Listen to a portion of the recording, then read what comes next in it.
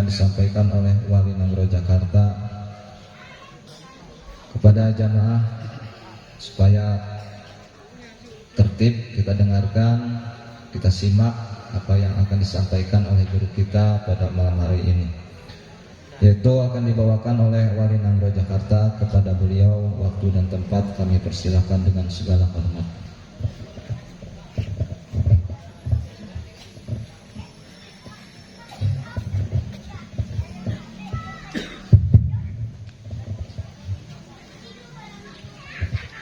Bismillahirrahmanirrahim. Assalamualaikum warahmatullahi wabarakatuh. Waalaikumsalam warahmatullahi wabarakatuh.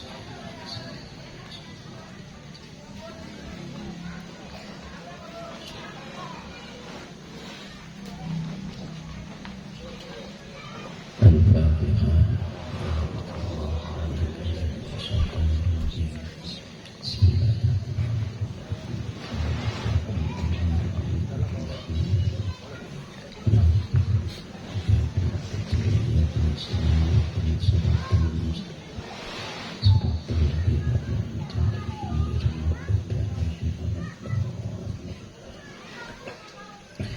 Alhamdulillahirabbil alamin. Bismillahirrahmanirrahim. Masyaallah la yasukul khaira illallah. Bismillahirrahmanirrahim. Masyaallah la yasukul su'a illallah. Bismillahirrahmanirrahim. Masyaallah ma kana min ni'matin fa minallah. Bismillahirrahmanirrahim. Masyaallah la haula wa la quwwata illa billah. Asyhadu an la ilaha illallah wahdahu la syarika lah wa asyhadu anna Muhammadan abduhu wa rasuluhu la nabiyya ba'dah. Puji serta syukur sama-sama kita serahkan kehadirat Allah Subhanahu wa taala pada malam yang berbahagia ini. Setelah sekian lama kita tidak ketemu dikarenakan bala yang diturunkan Allah, makhluk yang tidak kelihatan seperti hantu tapi kita takuti. Jadi pada malam ini dengan karunia Allah kita kembali dapat bertemu, silaturahim, bermuhajahah, dan kita sama-sama insyaallah untuk saling menyayangi, saling mencintai, saling memuliakan, saling menghormati, karena kita adalah sama hamba Allah dan sama-sama umat baginda Rasulullah sallallahu alaihi wasallam. Salawat dan salam kita curahkan kehadiran Nabi besar Muhammad sallallahu alaihi wasallam sebagai panutan, ikutan, contoh, suri tauladan, idola kita semua yang tidak kita idolakan manusia yang lain selain baginda Rasulullah sallallahu alaihi wasallam. Begitu pula pada keluarganya, para sahabatnya, dan seluruh ulama pewarisnya. Insyaallah kita muliakan, kita sayang, kita cintai, dan juga sangat mencintai kita Buya beserta para ulama-ulama lain, dan juga pejuang akidah, pejuang tauhid, pejuang agama Allah. Kita doakan Buya dan seluruh para ulama disehatkan badannya, dimudahkan perjuangannya, sehingga kita dan umat ini diteguhkan keimanan, diperbaiki amal, dan juga diperbaiki akhlak kita. Beristimewa pada Kiai Haji Dr. Hamdan Ladiku, beliau sempat hadir bersilaturahim pada kita sebagai saudara rohani yang sangat takzim kepada Buya dan juga sangat bersemangat memperjuangkan tauhid tasawuf ini di Gorontalo dan sekitarnya sampai ke Sulawesi Barat, dan baru-baru ini juga beliau sampai ke Luwuk dan sampai ke Raja Ampat. Doa yang sama juga terlimpah kepada beliau dan kepada ketua MUI kita Ustaz Jamal dan Ustaz yang lain kiai yang ada di Bogor Barat ini yang tidak dapat kami sebutkan namanya satu persatu, pada Ustaz Ade dan juga Wali Nanggro Bogor Barat, Habib Pamajes, ibu-ibu P2T, jamaah sekalian yang dirahmati Allah.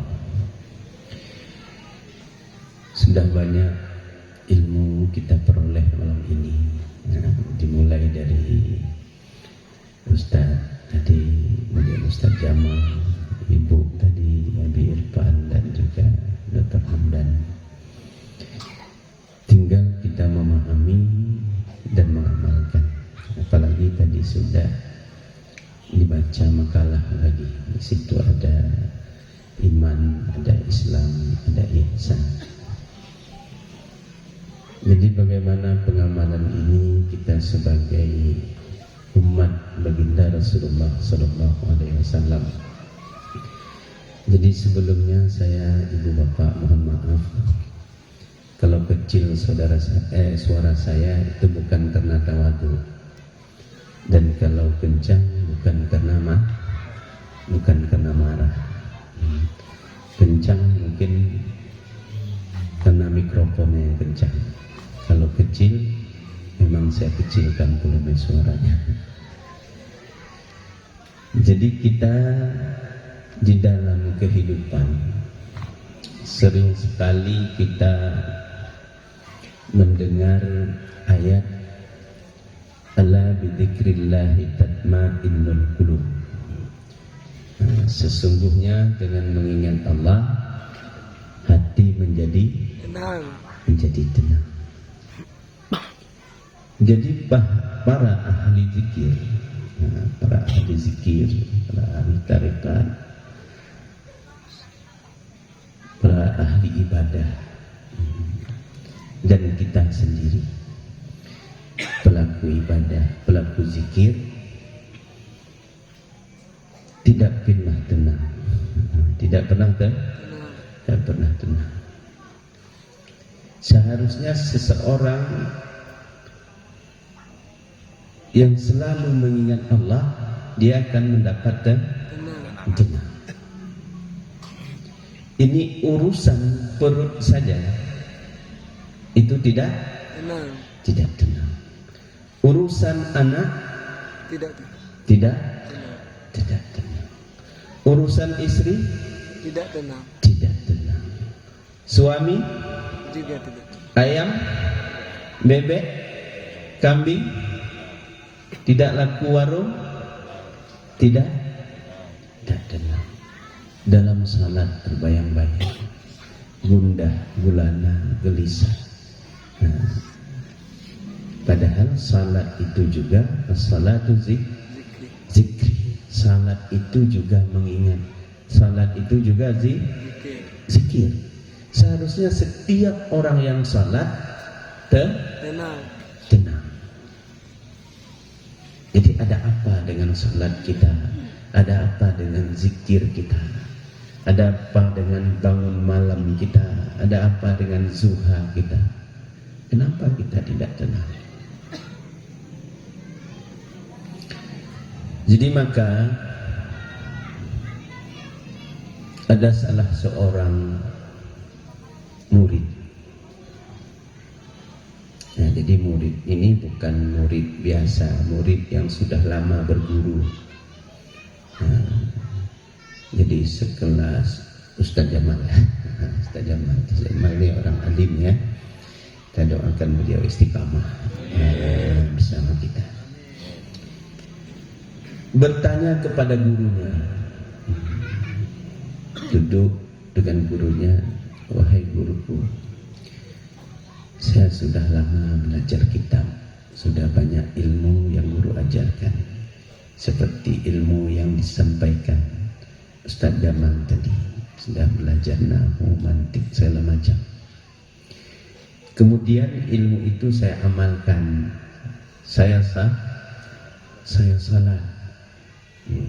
Apa-apa yang diperintahkan Allah saya lakukan, dan yang dilarang Allah saya jauhi.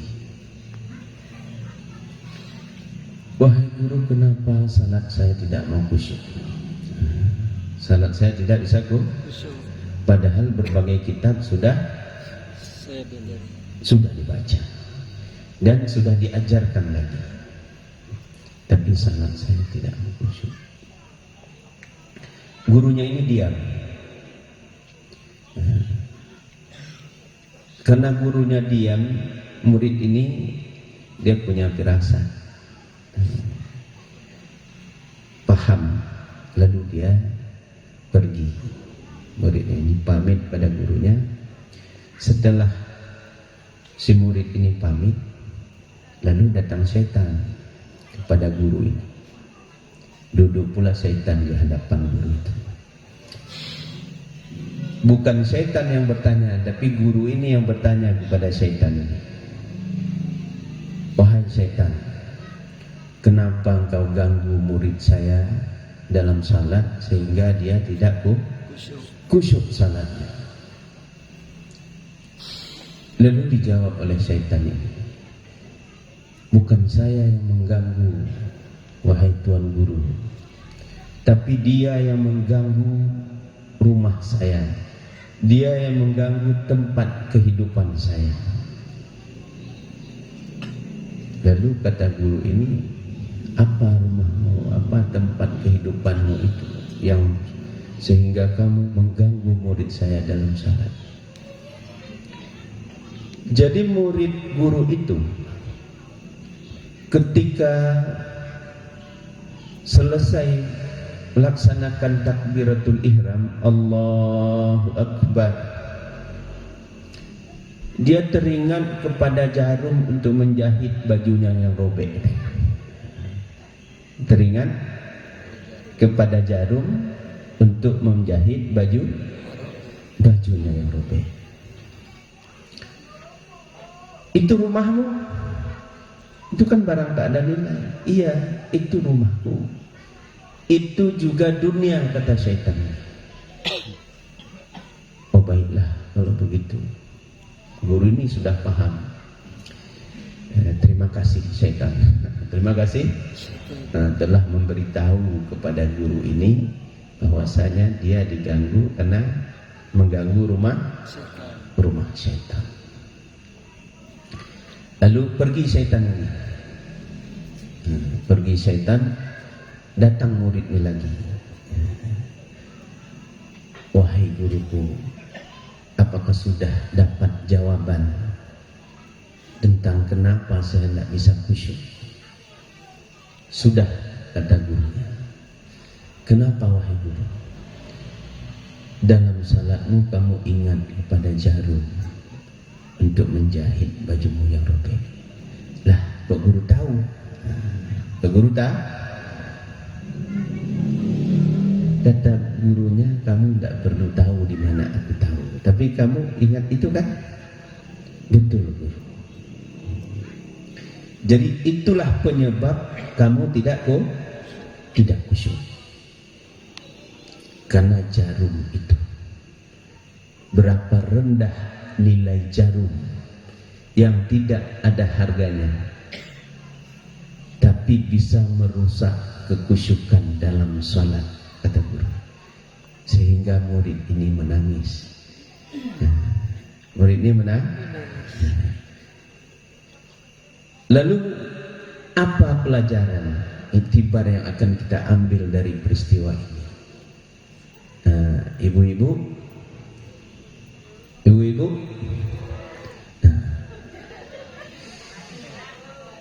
kalau ada kalung, anting, jam tangan, handphone hilang, kira-kira ingat tidak dalam sholat? Ya. Ini jarum saja itu dunia. Bagaimana kebun, bagaimana mobil, bagaimana rumah. Jarum yang tidak ada nilai itu dunia. Jadi kita untuk mendapatkan khusyuk itu susah memang, tidak mudah. Kata Ustaz Jamal tadi, pada semua kita ada penyakit. Penyakit sombong, penyakit iri, penyakit dengki. Itu betul. Yang bersih itu Nabi dan Rasul. Semua kita. Wali-wali Allah juga punya penyakit sebelum mereka jadi wali. Jadi supaya tidak penyakit gimana? Nah, ikut wali. Ikut supaya dibersihkan oleh wali Allah itu. Kita tidak mampu membersihkan penyakit itu. Ini murid, ada guru hanya teringat kepada jarum, tidak khusyuk di dalam salat. Orang yang tak khusyuk salatnya tidak akan mendapat ketenangan, karena yang disembah itu bukan Allah, yang dituju bukan Allah. Mulai dari takbir sampai salam, yang diingat selain Allah. Semua teringat berganti-ganti datang di dalam salat. Sudah sadar kita tidak khusyuk dalam salat, lalu banyak pinta supaya suami mudah rezeki, pinta supaya anak sukses, pinta supaya usaha lancar. Padahal di dalam salat kita tidak bersama Allah. Lalu kita katakan Allah tidak adil. Sudah 1 tahun saya berdoa untuk suami saya agar mudah rezeki, tapi rezeki belum dikasih. Allah tidak kabulkan doa saya. Kadang-kadang kita mengingkari. Jadi maka di sini diperlukan tauhid tasawuf agar kita ini bukan hanya yakin dengan akidah tadi, dengan iman. Jadi di sini dibutuhkan keyakinan yang betul-betul, harus ainul yakin dan hakul yakin. Jadi ketika seorang badui bertanya kepada Mu'adz bin Jabal, ditemui oleh seorang badui, wahai Mu'adz bin Jabal, ada orang dia taat ibadah, tapi dia tidak yakin. Bagaimana itu Mu'adz? Dia ragu-ragu. Dia taat tapi ragu-ragu. Dijawab oleh Mu'adz, orang yang ragu-ragu di dalam ketaatan itu bisa mengurangi pahala, bahkan menghilangkan pahala itu. Orang yang ragu-ragu di dalam taat bisa mengurangi bahkan menghilangkan pahala. Lalu ditanya lagi oleh Badui, bagaimana pula kalau ada orang yang yakin tapi dia kurang taat, bahkan sering melakukan kesalahan. Nah, di sini Mu'adz diam, tidak bisa menjawab. Lalu kata Badui ini, kata para ulama, yakin itu bisa menghilangkan maksiat, dan yakin itu bisa membentuk orang untuk jadi taat. Jadi kata Mu'adz, berarti kamu lebih benar dari saya. Jadi begitu pentingnya ya yakin. Jadi sudah disampaikan oleh kitab Ustadz Hamdan, seberapa dekat Allah dengan kita. Itu diawali dengan ya yakin. Pertama ilmu yakin. Pengakuan Allah itu dekat. Takui Allah dekat. Allah melihat. Tapi tidak cukup itu. Kalau hanya pengakuan, tidak kita rasakan. Tadi waktu di jalan, saya umpamakan sama Ustadz ini.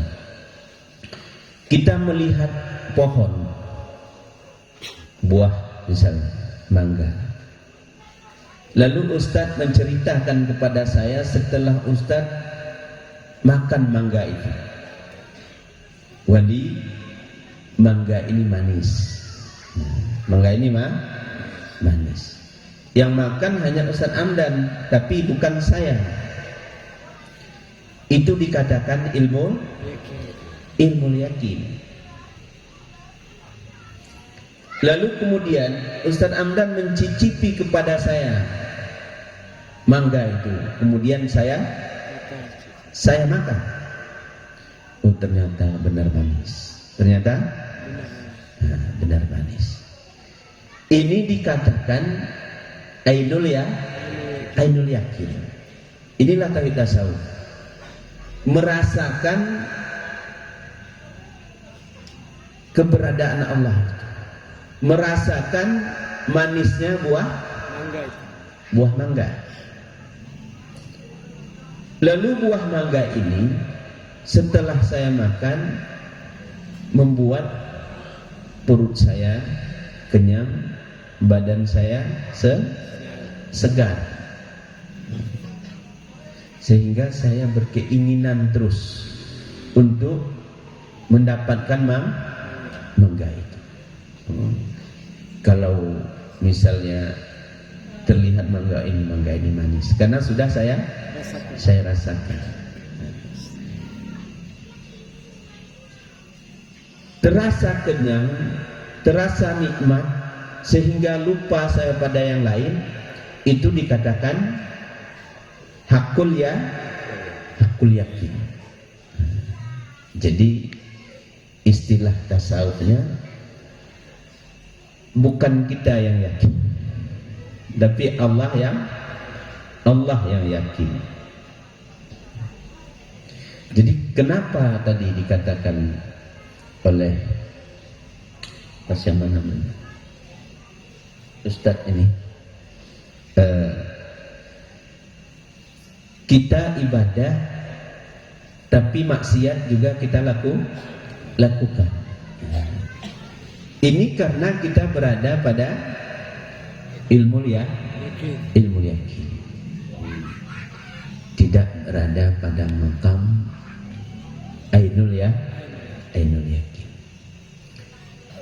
Jadi pentingnya keyakinan, pentingnya kita bertauhid tasawuf ini agar merasakan bahwa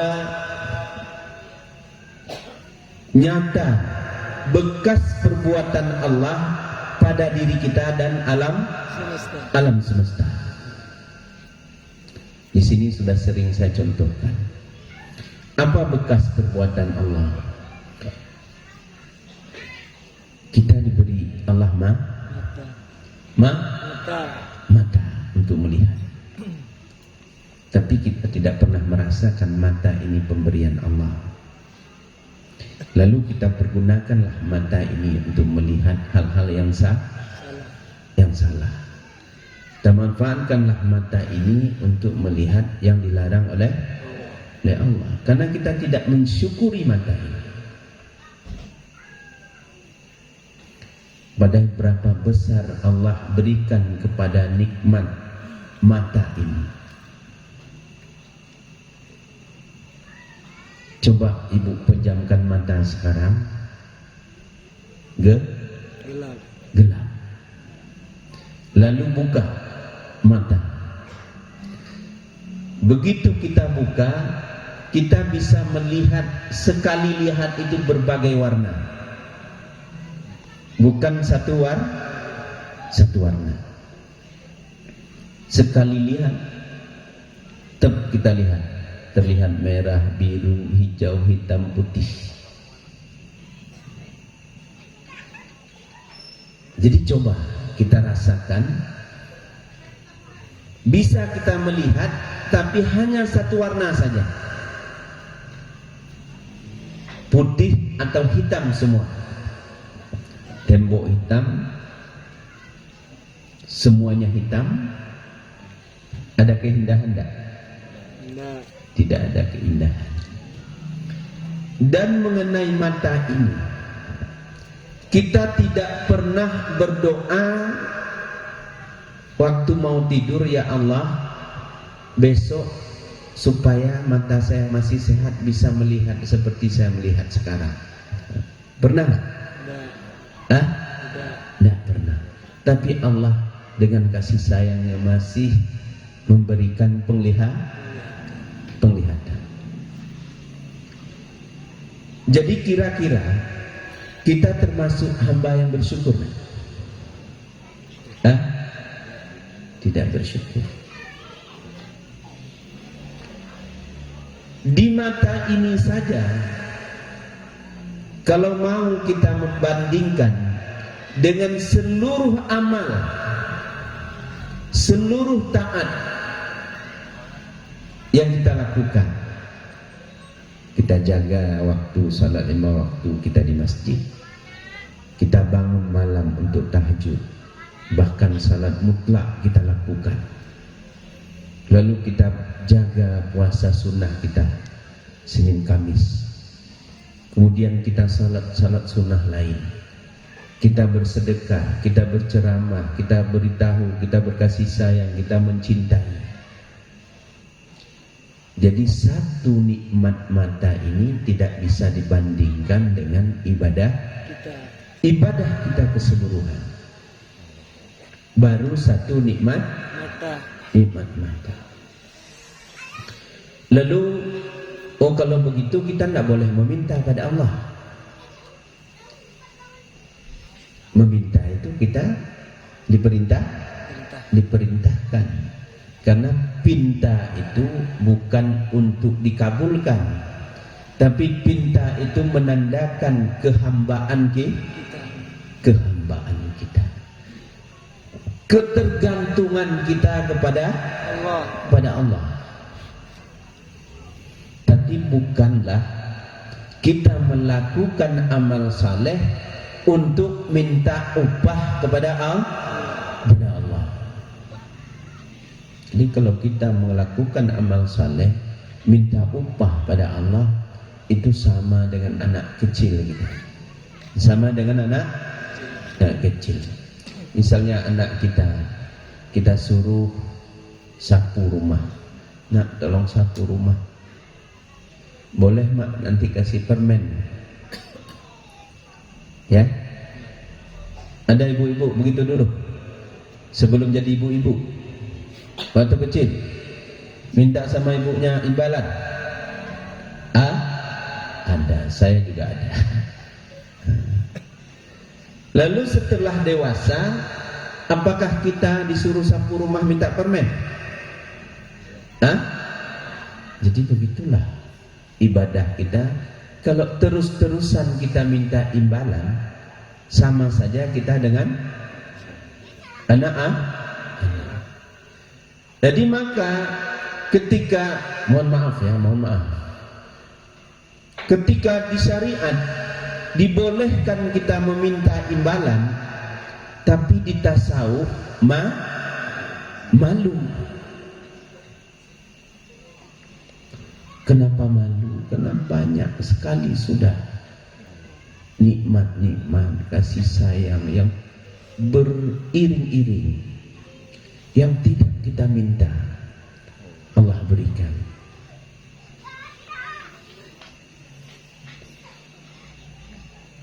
Lalu kenapa malu? Di semua yang datang dari Allah itu bersih. Semua yang datang dari Allah itu bersih. Salat itu bersih. Zikir, sedekah, kasih sayang, cinta, bersih. Ikhlas, bersih. Tawadhu, bersih. Zuhud, bersih. Muraqabah, bersih. Yang datang dari Allah itu bersih. Jadi orang yang bertasawuf merasakan sesuatu yang datang dari Allah itu bersih, maka tempat berdirinya bersih itu kotor, yaitu hati kita. Kita berzikir la ilaha illallah, la ilaha illallah, la ilaha illallah.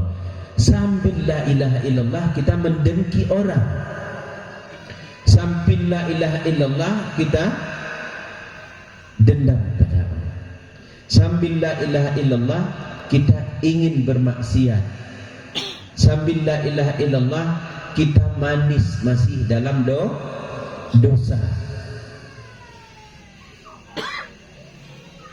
Jadi malu kita pada Allah.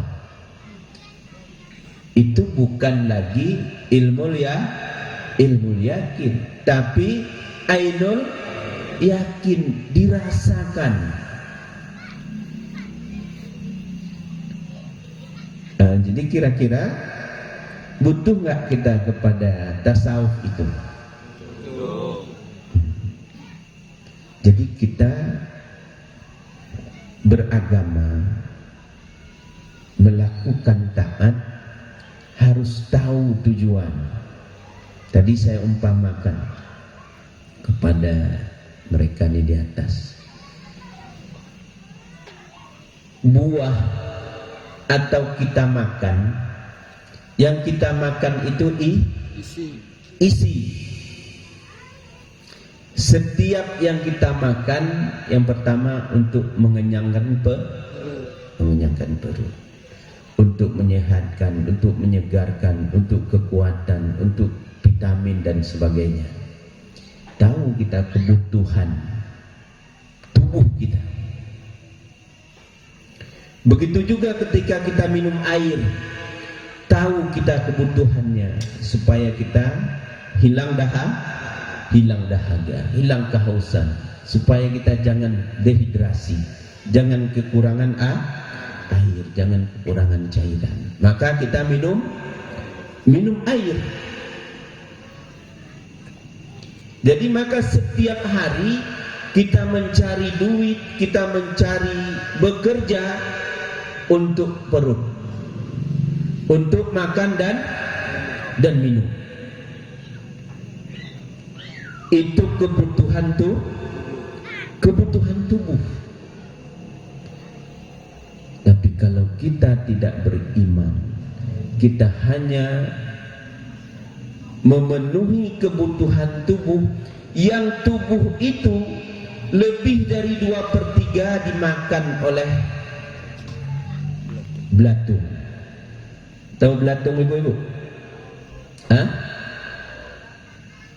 Dan hancur dikandung tanah. Tak ada faedah tubuh kita ini.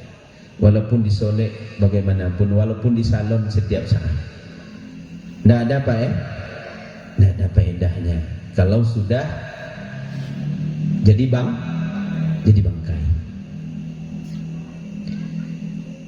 Jadi kebutuhan ruh, kegersangan rohani kita, ini yang sering kita sia-siakan. Subuh malas kita bangun, mendirikan salat juga malasan, berzikir apalagi, bersedekah juga pelit, berkasih sayang apalagi.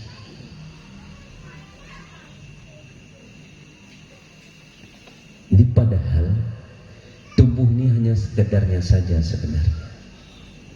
Yang kita perjuangkan, yang benar-benar kita mati-matian, untuk kebutuhan ruhani ini, agar selalu dia tidak berpisah-pisah dengan Allah. Jadi maka ketika dikatakan Allah, Allah, Allah, Allah, Allah, jadi jantungnya berdetak, Allah, Allah, Allah, Allah. Ini kata Ustaz Amdan semalam, saya dapat pelajaran dari beliau. Waktu kita mati, setelah berada di mahsyar, kita dikejar oleh neraka, dibawa oleh malaikat untuk masuk neraka. Lalu kemudian malaikat ini ditegur oleh Allah, kenapa engkau bawa hambaku itu ke neraka? Tunggu dulu.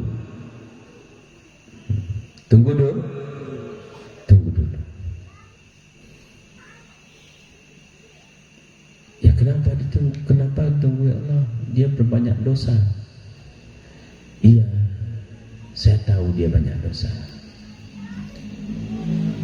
Tapi sekarang coba kamu belah dadanya, ambil jantungnya, belah dada, ambil jantung. Lalu malaikat ini membelah dada hambanya ini. Kemudian diambil jantungnya. Lalu dibelah jantungnya. Dibelah jantung. Jantung itu berdenyut Allah, Allah, Allah, Allah. Atau la ilaha illallah, la ilaha illallah. Kata Allah pada malaikat, berani kamu masukkan dia ke dalam neraka. Masukkan dia ke surga. Tapi kalau di hati kita jatuh bangun aku mengejarmu, itu tidak dapat surga itu. Siapa yang dikejar? Dunia. Jatuh bangun. Tapi kalau orang bertauhid tasawuf, jatuh bangun mengejar Allah. Jatuh bangun mengejar Allah. Jadi kita ibu-ibu bukan hanya untuk ibadah, bukan hanya untuk dekat kepada Allah bertauhid tasawuf, juga untuk kebahagiaan kita berkeluarga. Ada akhlak yang sangat tinggi di tauhid tasawuf. Akhlak yang sangat tinggi. Apa yang paling tinggi? Apa yang paling tinggi akhlak itu? Akhlak futuwah. Akhlak futuwah. Jadi bagaimana akhlak futuwah itu? Yang ada ditempel di posko-posko. Tahan disakiti, tahan tidak menyakiti, memaafkan orang yang melakukan kesalahan atau yang menzalimi kita sebelum dia minta maaf. Saat itu juga tinggi tidak akhlak itu? Tinggi. Itu apa namanya definisinya, cuma pelaksanaannya perlu latihan dan perlu ada pelatih. Tidak cukup kita latih, karena tahan disakiti itu bukan barang yang mudah. Mengatakan mudah tapi sulit. Begitu juga tahan tidak menyakiti. Bagaimana caranya? Misal saya dikatakan Ustadz Jamal sombong. Saya dikatakan Ustadz Jamal sombong. Kalau ada akhlak futuwah itu pada saya berterima kasih pada Ustadz Jamal. Tapi kalau tidak ada akhlak petuah, saya akan balas, saya akan marah pada Ustaz Jamal. Ustaz Jamal, kenapa Ustaz katakan saya sombong? Saya kan tidak pernah mengganggu Ustaz Jamal, saya tidak pernah mencaci, tidak pernah mencela, tidak pernah meminta. Kenapa Ustaz Jamal katakan saya sombong? Berarti yang sombong itu Ustaz ya? Umpama. Tapi kalau ada akhlak petuah, saya melihat ke hati saya, ke diri saya, tidak mungkin Ustaz Jamal itu mengatakan saya sombong kalau barang itu tidak ada pada diri saya. Maka saya harus kasih jeruk pada Ustaz Jamal. Telah mengatakan, mengingatkan saya seorang yang sombong. Harus saya kasih hadiah. Itu tahan disakiti, tahan disakiti. Itu baru sombong, yang lain-lain juga seperti itu. Lalu kemudian hal yang zahir dari lisan Ustaz Jamal, saya melihat itu gerak dari Allah. La tataharraku darratan illa biiznillah. Tidak bergerak sesuatu sebesar darah kecuali atas izin Allah. Digerakkan lisan Ustaz Jamal tadi untuk mengatakan saya sombong. Maka kalau saya marah kepada Ustaz Jamal, berarti saya sama dengan marah pada Allah. Tinggi gak akhlak itu? Tinggi. Cuma akhlak tinggi itu sulit sekali. Akhlak rendah aja sulit. Apa akhlak yang tinggi? Jadi di dalam tauhid tasawuf itu yang harus kita latih.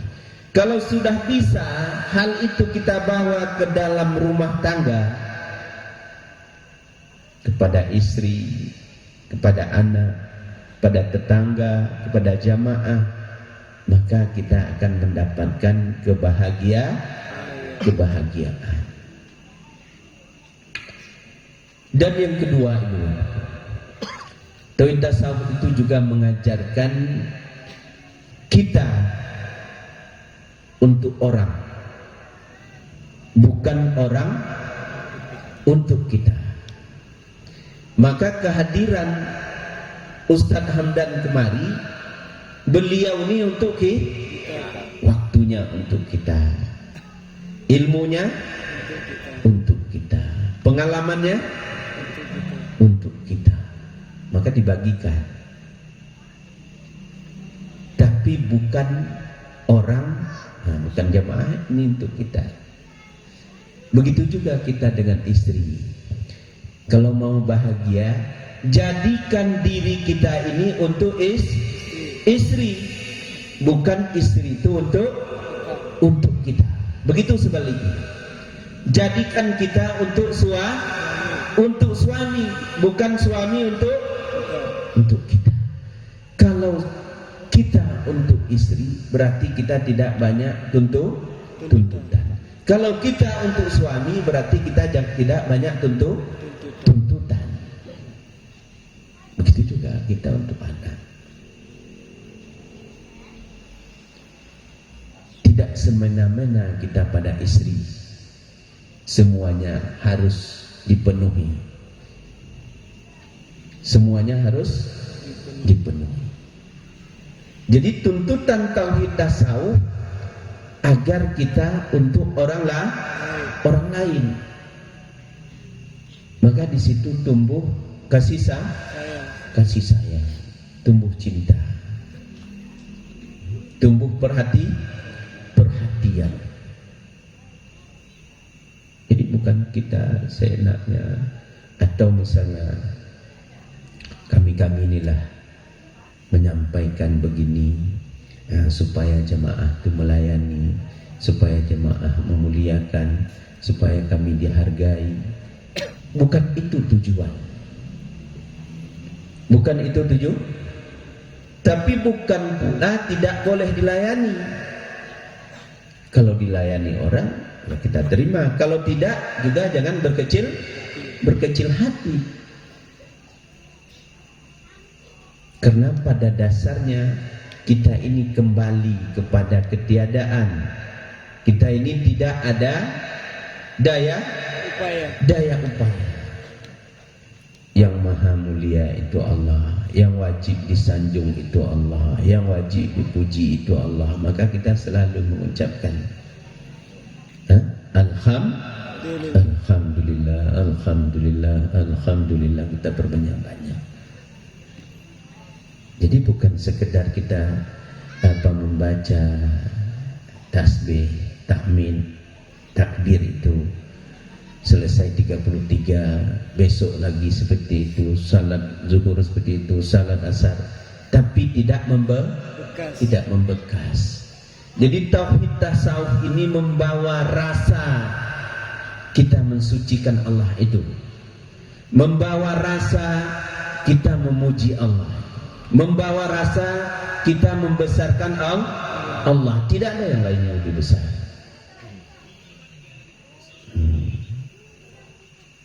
Jadi inilah pentingnya kita bertauhid tasawuf. Tauhid tasawuf itu bukan milik Abuya. Tauhid tasawuf itu milik semua kita. Cuma Abuya itu menggagas saja, menyebarkan saja. Guna, manfaat, faedah, keuntungan itu kembali kepada yang mau mengamalkan. Bukan untuk misalnya kita di sini mengamalkan tauhid, ajaran tauhid tasawuf. Untuk siapa? Untuk kita. Kita nikmat dalam ibadah, manis kita dalam berzikir, terasa asik kita dalam melakukan taat. Untuk siapa itu? Untuk kita. Kita aman dalam keluarga, kita bisa menyikapi berbagai cobaan yang datang silih berganti. Untuk kita. Kalau hati kita ini tidak berjalan kepada Allah, tidak merasakan keberadaan Allah, sulit kita menyikapi cobaan-cobaan. Ini sudah naik lagi. Apa yang naik? Pertama naik. Pertalite? Naik. Solar? Naik. Minyak goreng? Naik juga. Beras? Naik. Iman? Turun. Iman tuh? Turun. Nah, ini tambah nggak bisa makan kita ini. Padahal insya Allah dapat juga naiklah di situ. Setiap yang naik itu pasti ada yang turun. Ada jalan keluar semuanya. Dulu kecil-kecil saya, emas itu 1 gram tuh berapa tuh Pak Haji? Pak Mui, dulu berapa emas tuh 1 gram? Waktu tahun-tahun 70-an. Anda pernah beli? Ada istilah kami itu mayam. Mayam itu berapa? 3 gram lebih ya? 3 gram lebih. Itu waktu kecil saya masih 2.000 satu mayam, 2.000 perak. Waktu kecil saya. Sekarang sudah berapa juta? 3 juta. 3 juta? Tapi ada juga yang masih memiliki emas dari 2.000 perak. Tapi masih juga ada yang bisa beli emas. Jadi itu penyesuaian kehidupan. Penyesuaian kehidupan. Enggak usah ragu kita. Dulu enggak ada uang 10.000, tak ada. Yang ada 5.000, 1.000, 100, 50, 25, 10 perak, 5 perak. Sekarang sudah ada 100.000. Jadi itu penyesuaian. Maka yang penting bagi kita, iman ini diperkokoh supaya kita jangan ragu pada masa depan itu. Setiap hamba sudah dijamin rezekinya pada Allah, termasuk semut termasuk cacing, termasuk kutu tanah yang ada kita di tanah. Masa kita manusia tidak diberi rizki? Hamba yang sangat mulia, makhluk Allah yang sangat mulia. Kalau Allah tidak berikan rizki, berarti Allah itu kita anggap tidak punya kemampuan untuk memberi rizki. Syirik lagi kita. Maka tauhid tasawuf ini untuk membuat kita merdeka.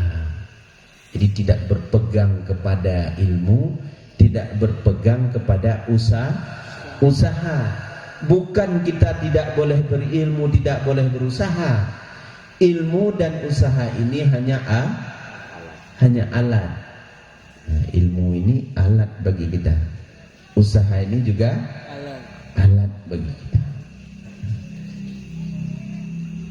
Sementara untuk menjalani itu dengan tauhid tasawuf. Makna tasawuf itu adalah tarekat. Makna tarekat itu berjalan kemauan kita, menghadap hati kita itu kepada zat itu yang laisa kamislihi syai', yang tidak semisal, tidak sama. Tapi kita yakin Allah itu meliputi kita semua, seluruh kita dan alam semesta ini. Allah yang maha mengatur, bukan lainnya. Tadi sudah dikatakan bahwa sebelum kita ada, itu sudah ada dalam konsep Allah di azali. Apapun yang terjadi sekarang, dulu dan yang akan datang, sudah ada di dalam maklum ilmu Allah. Apa yang terjadi di abad itu juga lah yang sudah terkonsep di azal. Jadi itu keyakinan kita. Keyakinan. Jadi Ibu Bapak, sudah cukup ya? Cukup? Hah? Sudah cukup. Berzikir enggak? Hah? Untuk apa berzikir tuh? Untuk apa berzikir? Supaya lepas dari kelalaian. Lepas dari kelalaian. Jadi berzikir sampai kita tidak ingat. Wazkur rabbaka idza nasita. Ingatlah engkau akan Allah ketika engkau lupa apa? Selainnya. Lupa selain Allah. Lupa selain Allah. Siapa yang melupakan? Allah juga. Allah. Nah, jangan kita lupakan sendiri. Yang melupakan itu Allah. Itu butuh latihan perjalanan. Maka ulama tarekah membuat metoda, buat metoda zikir. Ada rahasia Allah pada diri kita. Ada 7 latifah. Setiap latifah itu ada zikirnya. Nah, jadi itu diajarkan di dalam tarekah. Jadi moga-moga yang sudah bertarekah paham itu. Nah, dan insya Allah semoga Allah istiqamah dan bercahaya zikir itu ke dalam kehidupan kita, sehingga dengan zikir itulah terpelihara perbuatan kita. Dengan cahaya zikir itulah terpelihara lisan kita. Lisan ini tidak mudah membicarakan hal-hal yang dilarang oleh Allah, tidak mudah mencaci maki orang, tidak mudah memfitnah, tidak mudah merendahkan orang, tidak mudah memutuskan silaturahmi orang. Itu lisan yang bercahaya dengan cahaya zikir. Begitu juga hatinya juga bercahaya dengan cahaya zikir. Selalu hatinya itu tersambung dengan Allah.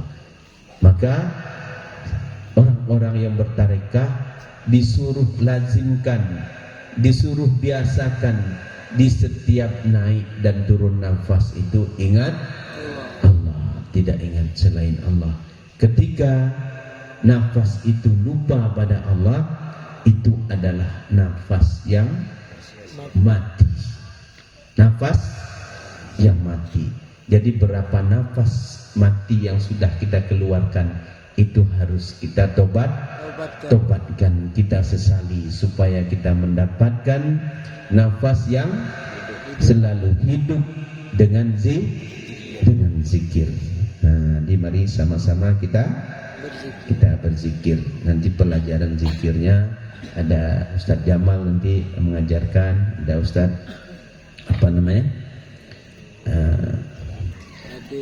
adik dan juga Ustadz yang lain, ya Bapak Mui, ya, dan juga guru-guru kita yang lain.